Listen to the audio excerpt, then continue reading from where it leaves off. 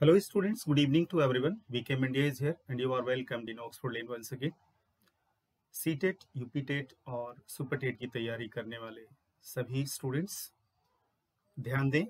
आइए आज हम लोग एक नया लेसन शुरू करने जा रहे हैं और यह लेसन आपके एग्जाम के पॉइंट ऑफ व्यू से बहुत ही इम्पोर्टेंट है, जिसको हम लोग प्रोसेस ऑफ सोशलाइजेशन कहते हैं। प्रोसेस ऑफ सोशलाइजेशन एक ऐसा चैप्टर है जिसमें हर साल आप देख सकते हैं यहाँ स्लाइड पर 2011 से लेकर 2016 तक में हर साल 2 से 3 क्वेश्चंस इस चैप्टर से पूछे गए हैं। कभी कभी तो 4 क्वेश्चंस भी पूछे गए हैं।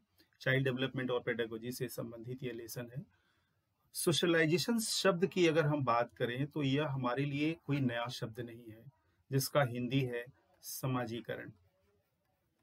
समाजीकरण और एक बहुत ही फेमस स्टेटमेंट है जिसको आप लोगों ने भी पढ़ा होगा, सुना भी होगा। The man is a social animal. Social animal ऐसा क्यों कहा जाता है? एक व्यक्ति समाज से होता है और हर एक व्यक्ति से एक समाज भी होता है।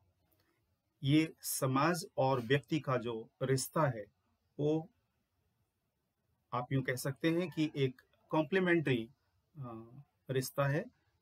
एक के बिना दूसरे की कल्पना नहीं की जा सकती।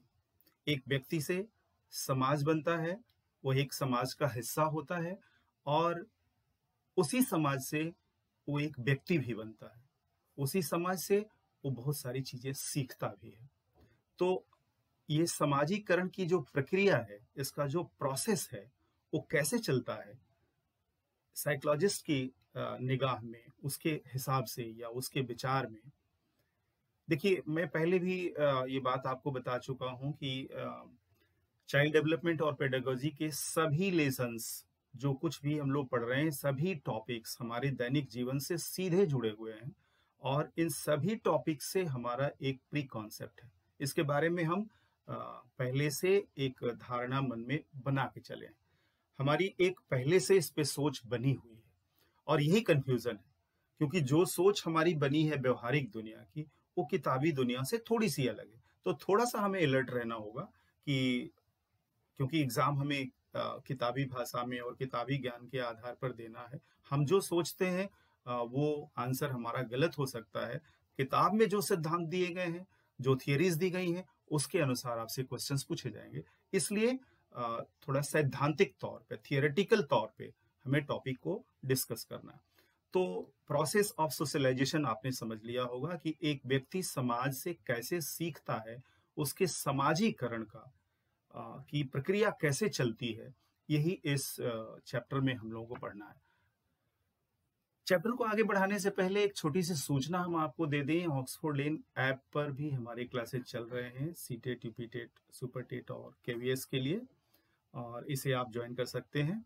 यहाँ चैप्टर वाइज डिस्कशंस हो रहे हैं और साथ ही साथ इंपॉर्टेंट क्वेश्चंस, और साथ में एक बहुत खास बात, चैप्टर वाइज आपकी टेस्ट सीरीज भी है। और मेरा दावा है कि अगर इसके अनुसार आप अपनी तैयारी करते हैं तो आप अपने एग्जाम्स में बहुत अच्छा कर सकते हैं। तो बहुत जल्दी से मैं आपसे एक रिक्वेस्ट करूंगा कि आप ऑक्सफोर्ड लेन का ऐप डाउनलोड करिए, अपने को रजिस्टर करिए और नीचे दिए हुए इस नंबर पर आप कॉल करिए या व्हाट्सएप करिए।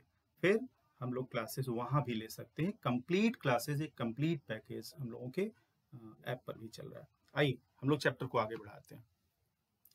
कंसेप्ट ऑफ सोशलाइजेशन, जो अवधारणा है समाजीकरण की अवधारणा, इसको हम कह सकते हैं समाजीकरण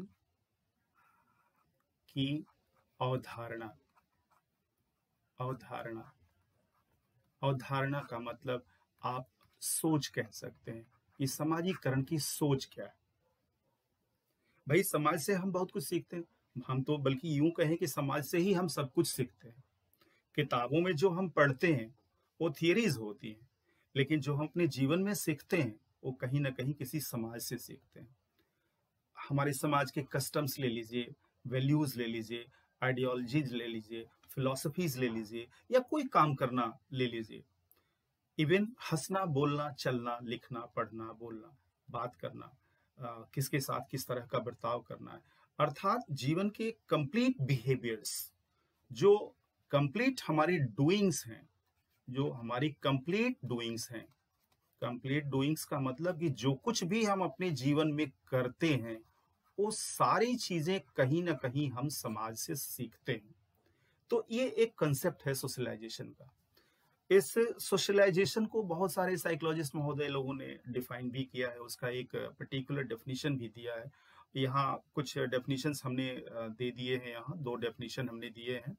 ऐसे 1-2 डेफिनेशंस और आप किताब से पढ़ सकते हैं, क्योंकि कभी-कभी डायरेक्ट डेफिनेशन भी दे देता है और पूछा जाता है कि ये डेफिनेशन किसके द्वारा दिया गया है। तो इस बात को आप ध्यान रखेंगे।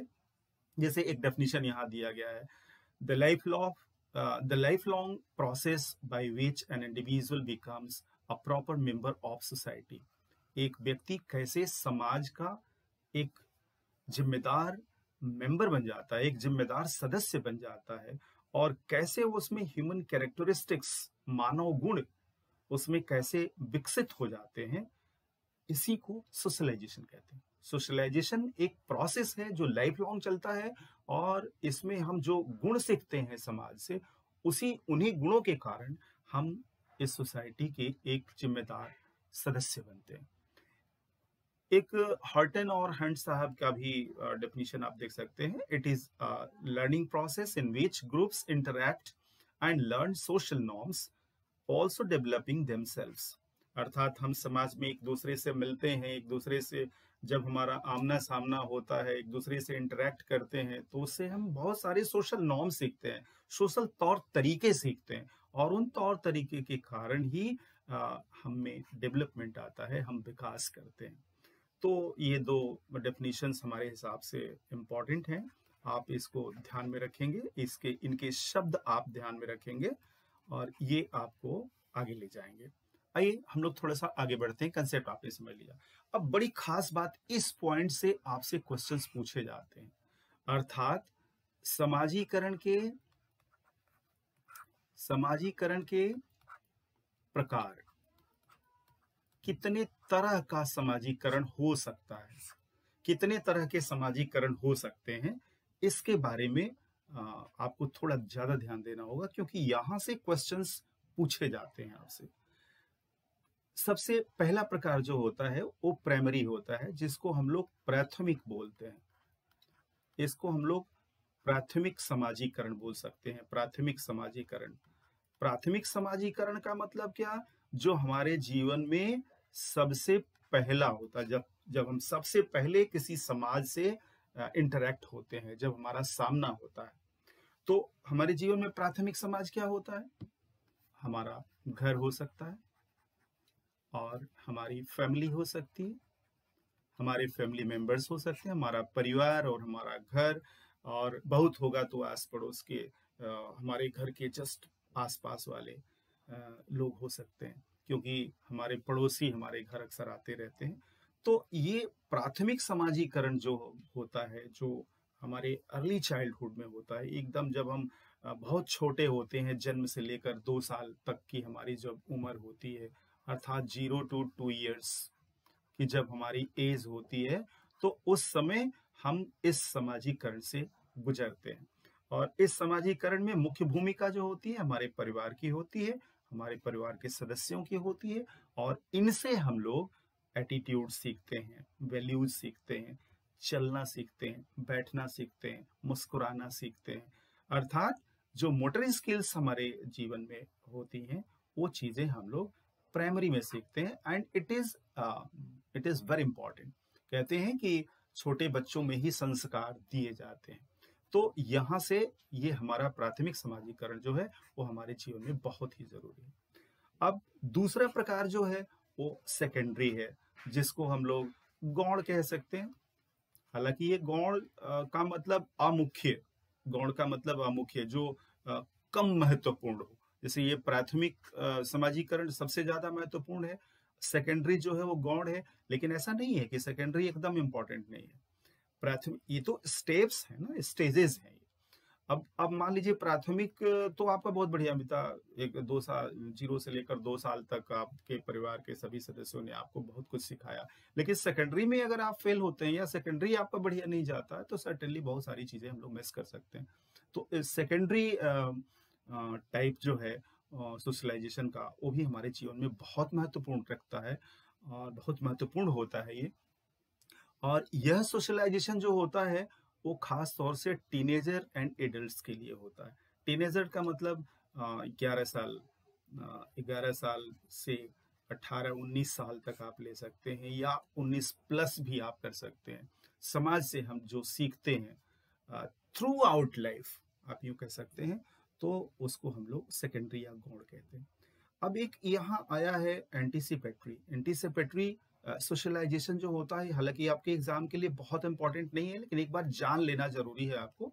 इसको हम लोग प्रत्याशित बोल सकते हैं। प्रत्याशित समाजीकरण। प्रत्याशित समाजीकरण क्या होता है कि हम जैसे छोटे बच्चे खेल रहे होते हैं, कोई बच्चा उछलने लगता है तो उसको देख के एक दूसरा बच्चा भी उछलने लगता है, एक बच्चा गाने लगता है तो दूसरा बच्चा भी उसको देख के गाने लगता है। कभी कभी आपने देखा होगा कि एक बच्चा रोने लगता है तो उसको देख के दूसरा बच्चा भी रोने लगता है। तो बाय इमिटेटिंग जो चीजें हम लोग, जो बच्चे सीखते हैं इमिटेशन के थ्रू, नकल करते हुए, तो ऐसे समाजीकरण को, और वहां भी वो बच्चा सीखता है, वहां भी इंटरेक्शन होता है, वहां भी वो कुछ जानता है, तो उसको हम लोग प्रत्याशित समाजीकरण कहते हैं। अब एक डेवलपमेंटल है, डेवलपमेंटल सोशलाइजेशन। इसको हम लोग विकासात्मक कह सकते हैं। विकासात्मक इसको हम लोग कह सकते हैं। अब विकासात्मक सोशलाइजेशन जो है, वो तब होता है जैसे मान लीजिए हमें मैथ्स नहीं आ रहा है, या हमें इंग्लिश नहीं आ रही है, या हमें कोई दूसरा सब्जेक्ट नहीं आ रहा है, या हमें कोई स्पेशल स्किल सीखनी है, और इसके लिए हम कोई इंस्टीट्यूट ज्वाइन करते हैं। तो उस इंस्टीट्यूट में उस पर्टिकुलर स्किल को ही सिखाया जाता है। तो वहाँ जो हमारा सोशलाइजेशन होता है, वहाँ जो जिन वैल्यूज से और जिन स्किल से हमारा सामना होता है, जो हम सीखते हैं, इस तरह के सोशलाइजेशन को डेवलपमेंटल सोशलाइजेशन कहते हैं। हमारी समझ से ये भी बात आपको समझ में आ गई होगी। जैसे जैसे हम लोग कोई इंस्टीट्यूट ज्वाइन करते हैं, बाय द वे मान लीजिए हम लोग कोई कोई अगर हम इंस्टीट्यूट ज्वाइन करते हैं कोई चीज सीखने के लिए,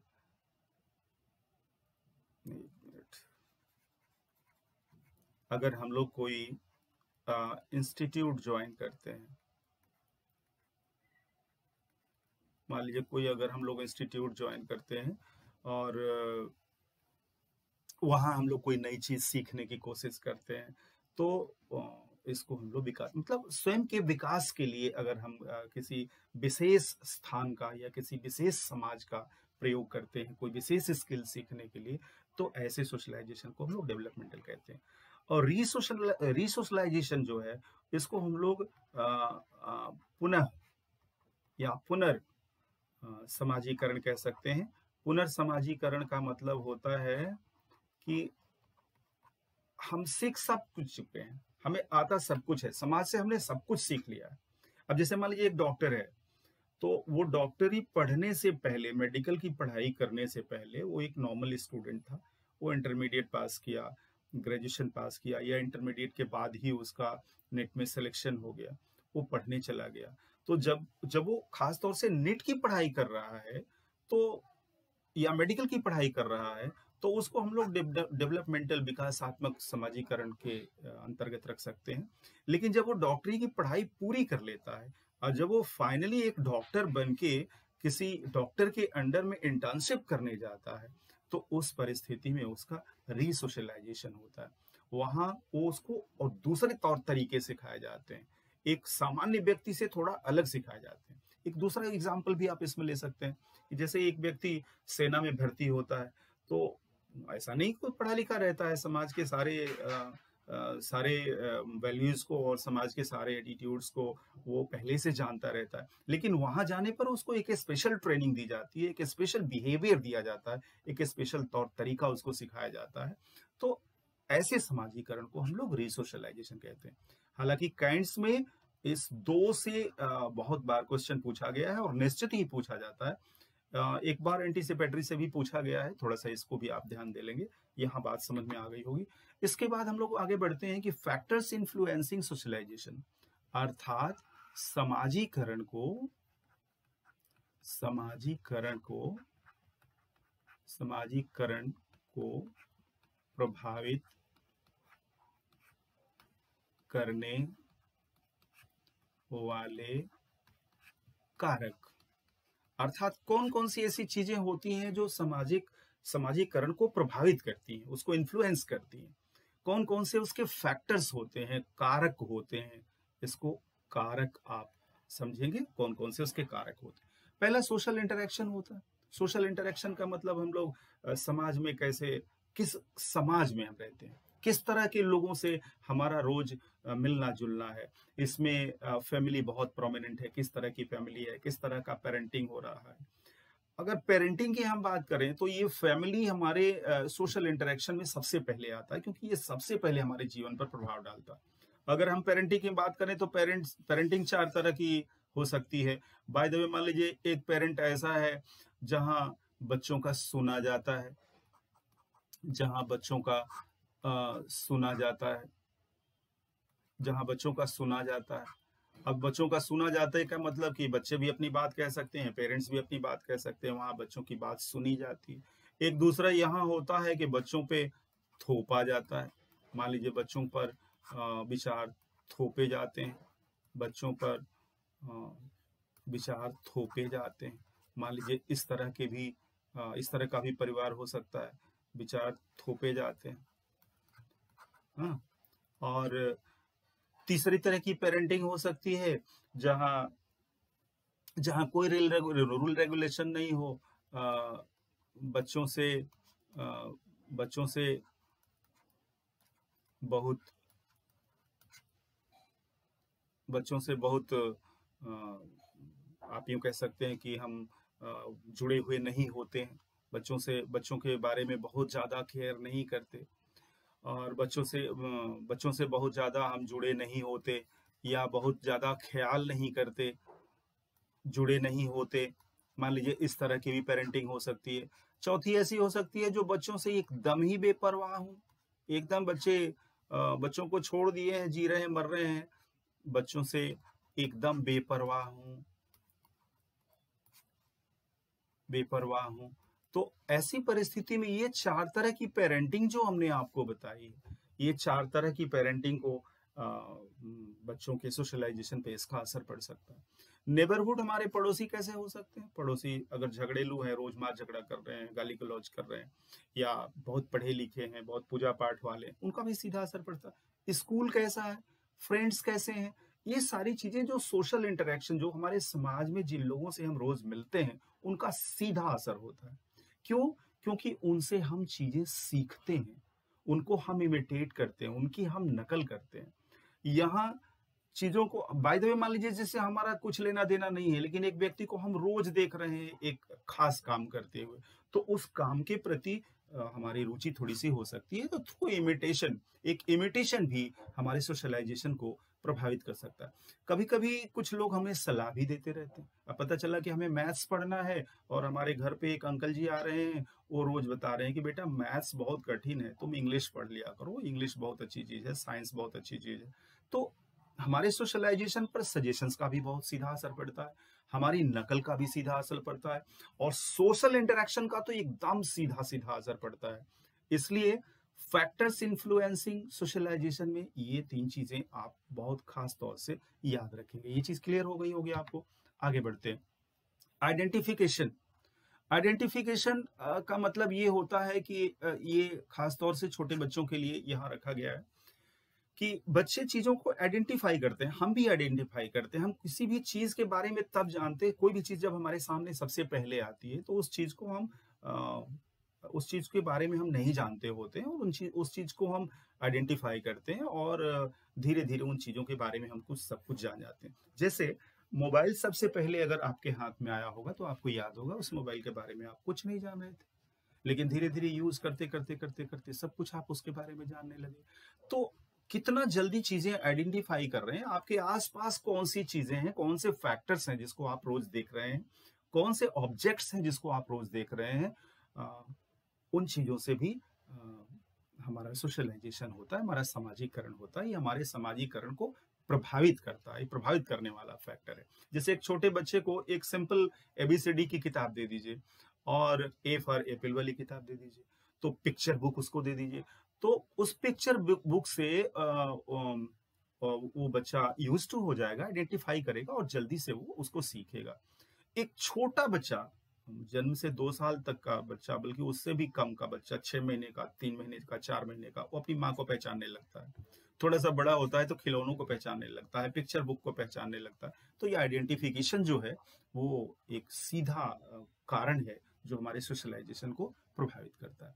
अब लैंग्वेज, जैसे जैसे हमारी लैंग्वेज डेवलप होती है, जब हम लिंग्विस्टिक तरीके से मजबूत होने लगते हैं तो हमारा इंटरेक्शन बढ़ने लगता है। हम मदर टंग सबसे पहले सीखते हैं, माँ जो भाषा बोलती है वो हम सीखते हैं, और धीरे धीरे जैसे जैसे हमारा दायरा बढ़ने लगता है वैसे वैसे हम दूसरे लोगों की भाषाएं भी सीखने लगते हैं, दूसरे लोगों के स्टेटमेंट्स भी सीखने लगते हैं। तो एक लैंग्वेज भी सीधा प्रभावित करने वाला फैक्टर है जो हमारे सोशलाइजेशन को प्रभावित करता है।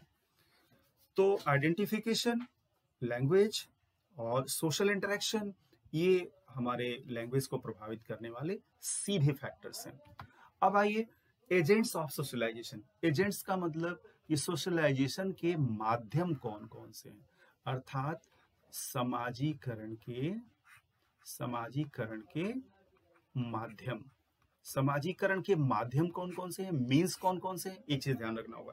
तो इसमें सबसे पहले तो फैमिली आती है भाई, इसमें तो सोचने वाली बात ही नहीं है। हमारा परिवार सबसे नियरेस्ट एंड सबसे क्लोजेस्ट यूनिट है जो हमारे समाजीकरण के लिए जरूरी है। हाँ, ये सबसे पहला माध्यम है। परिवार से हम बहुत सारी चीजें सीखते हैं। अप टू 5 इयर्स, तो up to 3 years 4 years 3 years आप मान लीजिए, अब तो 3 साल के बच्चे स्कूल जाने लगे हैं, तो 3 साल तक तो हम एकदम घर में ही रहते हैं। तो 3 साल तक जो चीजें हम सीखते हैं वो सिर्फ अपने परिवार से ही सीखते हैं। उसके बाद हम स्कूल जाने लगते हैं, 5 इयर्स के जब होते हैं, 3 साल साढ़े, अब तो छोटे छोटे बच्चे भी स्कूल जाने लगे हैं, प्री नर्सरी में वो पढ़ने लगे हैं। लेकिन समाजीकरण का अगर माध्यम ढूंढा जाए, उसका यूनिट ढूंढा जाए, उसके एजेंट्स ढूंढे जाए, तो सबसे पहले उसमें परिवार आता है। इसमें हम लोग राइट रॉन्ग सीखते हैं, इसमें हम लोग अपने बिहेवियर सीखते हैं, किस चीज को एक्सेप्ट करना है और किस चीज को रिजेक्ट करना है, क्या हम करते हैं तो हमको पनिशमेंट मिलती है और क्या हम करते हैं तो हमको रिवॉर्ड मिलता है। ये सारी चीजें हम लोग अपनी फैमिली से सीखते हैं, and this is the first unit. The second, school. अब स्कूल भी समाजीकरण का एक बहुत ही मुख्य माध्यम है। बच्चा जब स्कूल जाने लगता है तो उसका दायरा बढ़ता है और लोगों के बीच वो मिलने जुलने लगता है, टीचर्स मिलते हैं, फ्रेंड्स मिलते हैं, एक पीयर ग्रुप मिलता है वहाँ। तो स्कूल भी एक बहुत बड़ा माध्यम है सोशलाइजेशन का, समाजीकरण का एक बहुत बड़ा माध्यम है स्कूल। अब आगे बढ़ते हैं, पीयर ग्रुप। पीयर ग्रुप का मतलब फ्रेंड्स नहीं होता। पीयर ग्रुप का मतलब होता है जो लोग एक साथ रहे। एक क्लास में अगर 50 बच्चे पढ़ रहे हैं तो they all are peer, it's a peer group where 50 students are studying together, जहां 50 बच्चे एक साथ पढ़ रहे हैं। अब उसमें से कोई किसी का खास दोस्त हो सकता है, कोई किसी से झगड़ा भी हो सकता है, लेकिन जिससे झगड़ा होता है उससे हम कुछ नहीं सीखेंगे, जो हमारा दोस्त है उसका सब कुछ सीख लेंगे, ऐसा कुछ नहीं है। पीयर ग्रुप का मतलब आप वहां कह सकते हैं कि एक साथ एक ग्रुप में रहने वाले वो सभी बच्चे या रहने वाले वो सभी लोग। तो पीयर ग्रुप्स भी एक बड़ा एजेंट है जिससे हम लोग ढेर सारी चीजें सीखते हैं। सिमिलर स्टेटस के या सेम एज के बच्चे जो एक साथ रहते हैं, इनको हम लोग पीयर ग्रुप कहते हैं। देखिए यहाँ एक छोटा सा डेफिनेशन भी यहाँ दिया गया है, ये चीज आप ध्यान रखेंगे कि एक उम्र के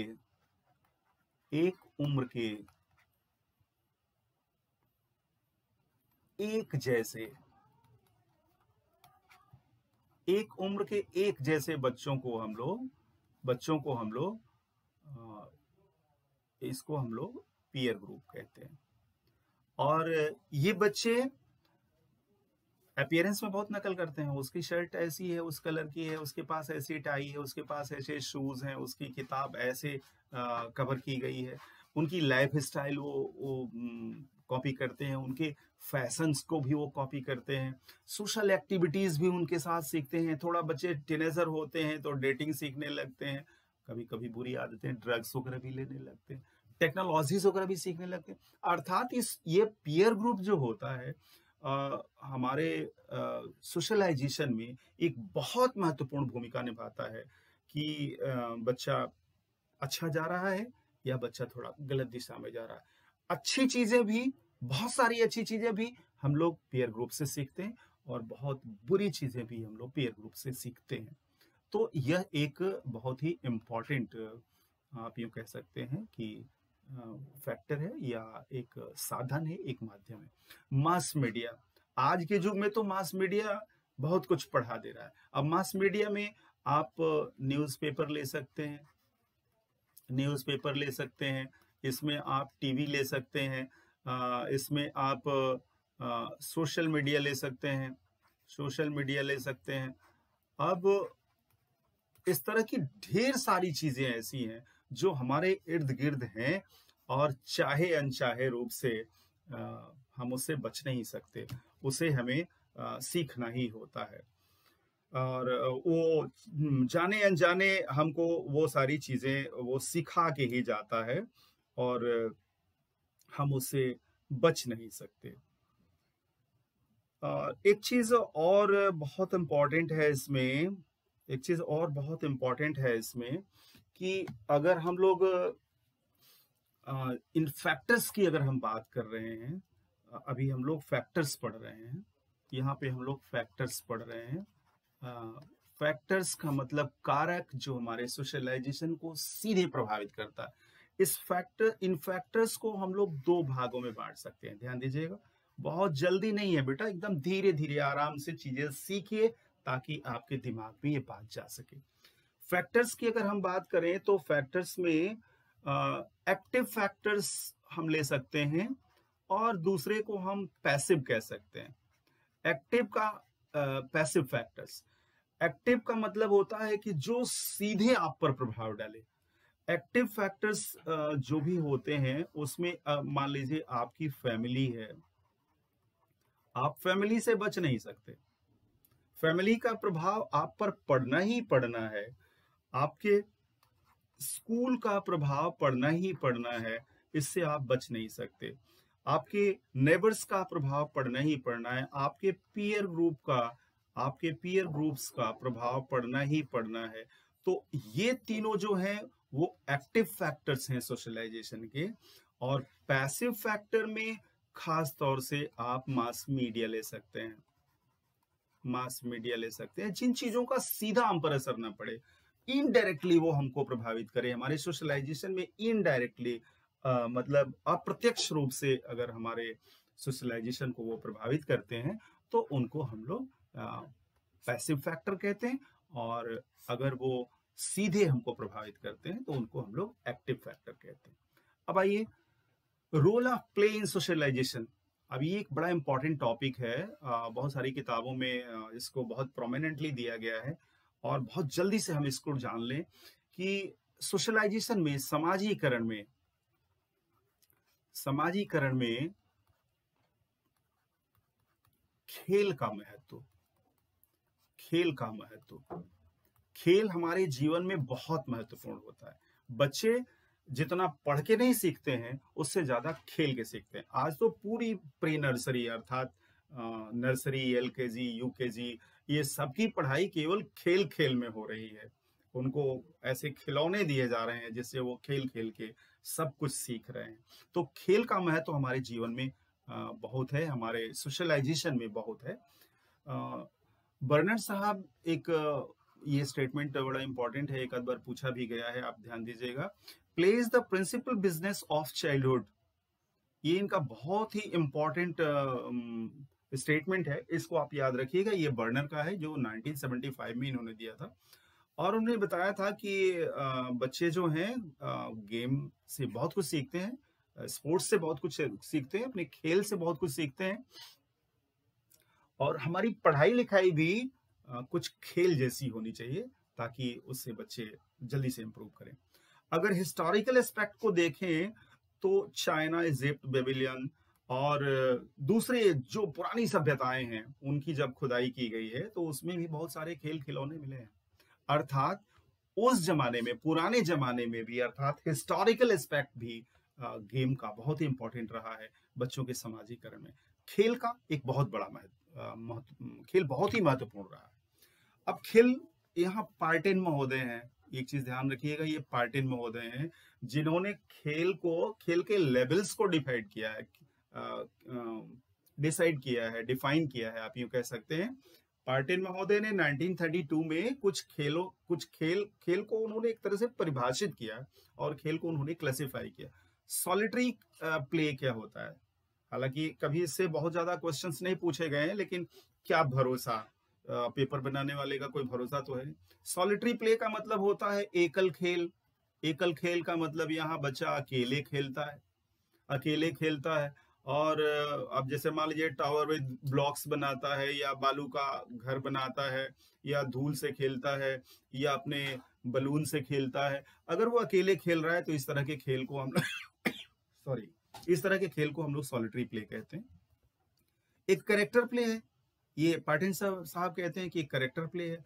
और कैरेक्टर प्ले का मतलब होता है कि यहाँ बच्चा जो है वो खेलता तो अकेले ही है, लेकिन वो नकल करके खेलता है, दूसरे का देख के खेलता है। देखा देखी, आप वो कह सकते हैं कि देखा देखी में वो खेलता है। सामने वाला बच्चा जिस तरह से खेल रहा है उसी को देखा देखी करता है, या उसकी नकल करता है। आप यूं कह सकते हैं कि नकल करके वो वही चीजें इमिटेट करके वो कर रहा है। एक बच्चा मुंह बना रहा है, सामने वाले को चढ़ा रहा है, तो भी उसको देख के उसका मुंह चढ़ा रहा है, वो उसका मुंह बना रहा है। तो इस तरह के प्ले को कैरेक्टर प्ले के रूप में रखा गया है। इसके बाद एक पैरेलल प्ले दिया गया है। इसमें ढेर सारे बच्चे होते हैं, इसमें सेवरल चिल्ड्रेन होते हैं और playing with the same material. ढेर सारे बच्चे होते हैं और एक ही मटेरियल से वो खेलते हैं, लेकिन वो सेपरेटली खेलते हैं। सबके पास अलग अलग वही मटेरियल होता है और उससे वो खेलते हैं। जैसे कोई एक खिलौना, आप बांसुरी पकड़ा दीजिए, 5 बच्चे हैं, पांचों को बांसुरी दे दीजिए और पांचों अपनी अपनी बांसुरी बजाने लगते हैं, अपने अपने राग में बजाते हैं। ऐसा नहीं कि उनमें कोई कोलैबोरेशन होता है, ऐसा नहीं कि उनमें कोई तालमेल होता है, उनमें कोई तालमेल नहीं होता। वो अपना अपना खेल खेलते हैं। प्लेइंग मटेरियल एक ही होता है, लेकिन खेल सेपरेट होता है। एक एसोसिएटिव प्ले होता है। एसोसिएटिव प्ले का मतलब कि एक दूसरे से मिलजुल कर खेलते हैं, उसमें एक टीम की तरह छोटे बच्चे खेलते हैं। अब जैसे मान लीजिए 5 बच्चे हैं, पांचों बच्चे एरोप्लेन की तरह दौड़ने लगे, पांचों बच्चे कान पकड़ के उठक बैठक करने लगे, पांचों बच्चे एक साथ कोई शब्द चिल्लाने लगे। तो ये एसोसिएटिव प्ले होता है। यहाँ पूरे ग्रुप का, उन सभी बच्चों के एक समूह का एक कलेक्टिव रिजल्ट आता है, जो बहुत ही मजेदार होता है, लोग इसे एंजॉय भी करते हैं। इसके बाद एक कोऑपरेटिव प्ले होता है। एसोसिएटिव प्ले और कोऑपरेटिव प्ले। कोऑपरेटिव प्ले वो होता है जहां एक पूरी टीम खेलती है और हर बच्चा एक दूसरे पर निर्भर करता है। यहाँ एक रोल दिया जाता है उनको, एक रोल प्ले उनको दिया जाता है कि आपको चोर बनना है, आपको सिपाही बनना है, और आपको दरोगा जी बनना है, और आपको प्रधानमंत्री बनना है। अब इसमें जो मुख्य भूमिका होती है प्रधानमंत्री का, राजा बच्चे खेलते हैं, आप लोगों ने देखा होगा, आप लोगों ने भी खेला होगा, हम लोगों ने भी खेला है। तो राजा अगर खेलना बंद कर दे या मना कर दे कि नहीं हम नहीं खेलेंगे, तो खेल वहीं खत्म हो जाता है। अर्थात एक मेजर प्ले होता है, एक मेजर रोल होता है, और उसके कुछ सबऑर्डिनेट प्लेस रोल्स होते हैं। तो इस तरह के खेल को कोऑपरेटिव प्ले कहते हैं।